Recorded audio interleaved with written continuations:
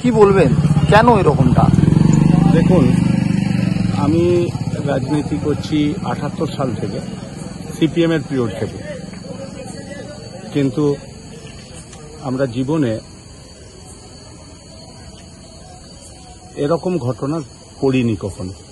আমার মতো লোককেও আজকে দীর্ঘক্ষণ, ধরুন 12টা থেকে এখন পর্যন্ত আটকে রাখা হয়েছে।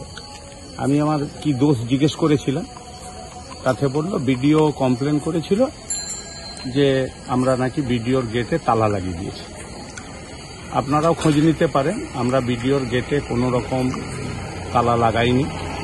আমরা রাস্তায়, যেহেতু আমাদের নির্দেশ ছিল যে আজকে বন্ধ 12 ঘন্টা, সেই হিসেবে আমরা রাস্তাতে স্লোগান দিচ্ছিলাম। বিডিও অফিসের যে রাস্তার ধারে গেট আছে, আমরা প্রায় 25-30 জন স্লোগান দিচ্ছিলাম। সেই স্লোগান দিচ্ছিলাম বলে আমাদের কিছু ছেলেকে সোনাখালী থেকে তন্ময় সিংহকে তুলে আনছিল। আমাকে আমার মণ্ডল সভাপতি জানায় যে দাদা, ওখানের তখন প্রোগ্রাম শেষ হয়ে যায়।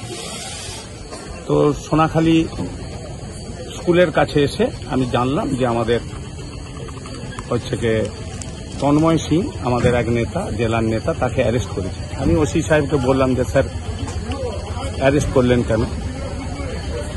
তাতে উনি বললেন আপনি খুব বড় বড় কথা বলছেন, আপনারা গেটে চাবি লাগিয়ে দিয়েছেন। আমি বললাম দেখুন, এটা সম্পূর্ণ মিথ্যে কথা। আপনি ওখানকার তৃণমূলের যে সভাপতি, তাকে জিজ্ঞেস করুন। তৃণমূলের কর্মাধ্যক্ষরা ঢুকেছে গেট খুলে, অফিস স্টাফেরা ঢুকেছে, তাদেরকে জিজ্ঞেস করুন। কিন্তু আপনারা অবাঞ্ছিতভাবে আমাদেরকে এরকম করবেন না। আপনার খুব তেল। এই গতকালকে রাস্তায় কে গালাগালি দিয়েছে? হ্যাঁ, বিজেপি কি যা মনে করছে তাই? বিজেপির এই রকম আচরণ, রাস্তাঘাট ঘেরে অন্যায়ভাবে এরকম করবে? আমি শুধু আপনাদের মাধ্যমে বলতে চাই, আমার জীবনে আমি কখনো অনেক ওসি দেখেছি, এবং এখানে আসার পরেও আমি জিজ্ঞেস করেছিলাম যে আমাকে আপনি কতক্ষণ আটকে রাখবেন। উনি সেটা বলতে চায়নি, বলছে আপনাকে কি এখানে এমনি এনেছি নাকি?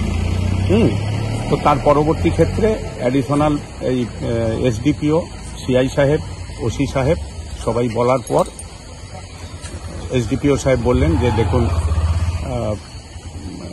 এই ঘটনা ঘটেছে, ঠিক আছে, আপনাদেরকে যত তাড়াতাড়ি সম্ভব ছেড়ে দেওয়া হবে। কিন্তু তারপরেও দেখলাম এখনো পর্যন্ত আমাদের বহু লোককেই অ্যারেস্ট করা হয়েছে। খুব দুঃখের বিষয়, আমার অ্যারেস্ট শুনে আমার কিছু কর্মী সমর্থক, আমাদের দলের নেতারা, মণ্ডল সভাপতি, আমাদের দলের নেতা প্রশান্ত বেরা সহ জেলার নেতারা এসেছিলেন, তাদেরকেও ধরে অ্যারেস্ট করে দেওয়া হয়। আমরা এইমাত্র, সবাই এখনো ছাড়া পাইনি, কাগজপত্র লেখা হচ্ছে। কতজনকে গ্রেপ্তার করা হয়েছে এখন পর্যন্ত? আমাদেরকে সবাইকে এক জায়গায় রাখতে পারেন। কাগজপত্র বলতে তাহলে কি ধারায় কি কেস দিয়েছে? সেইটাও আমাদের এখন বেল বন্ড লেখা হচ্ছে সব। ওখানে আমাদের পক্ষ থেকে উকিল আছে সুজিত পাল, তিনি সেগুলো দেখছেন, এবং আমরা সেই মতো এখানে এসছি। এমনকি এখানে দাঁড়ানোও যাবে না, স্লোগানও দেয়া যাবে না, এটা পুলিশের নির্দেশ। এই অবস্থায় একটা গণতান্ত্রিক রাষ্ট্রে গণতান্ত্রিক পরিকাঠামোকে রক্ষা করার জন্য বিরোধী পক্ষের প্রয়োজন আছে।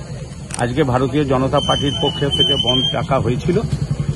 আমরা পুলিশের সঙ্গে সহযোগিতা করেই আমরা কোথাও অশান্তি করিনি, কিন্তু তা সত্ত্বেও পুলিশ এই আচরণ করল। আমি অন্তত আমার জীবনে দাসপুর থানায় এরকম ব্যবহার কখনো পাইনি।